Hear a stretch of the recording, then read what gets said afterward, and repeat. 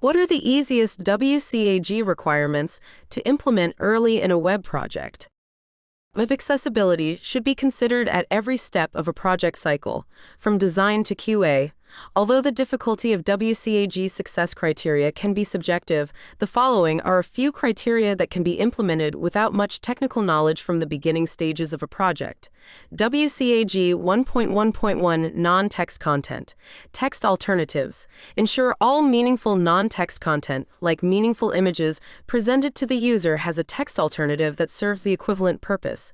WCAG 1.4.3 Contrast minimum and 1.4.11 Non-text contrast.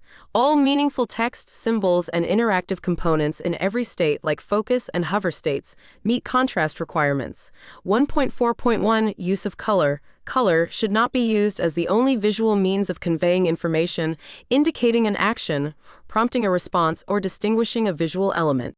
For example, in graphical elements like charts or graphs, you can use patterns, icons, shapes, or text in addition to color to distinguish differences and convey meaning. WCAG 1.3.1 Info and relationships. Heading levels. The level of a heading should increase as the information becomes more fine-tuned. Generally speaking, a page should start with a Level 1 heading, then subsequent sections should be introduced with Level 2 headings.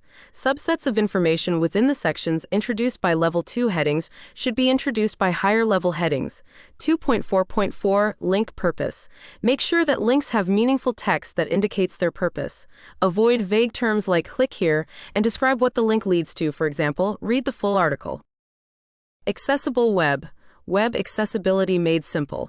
Explore our tools, services, and education offerings.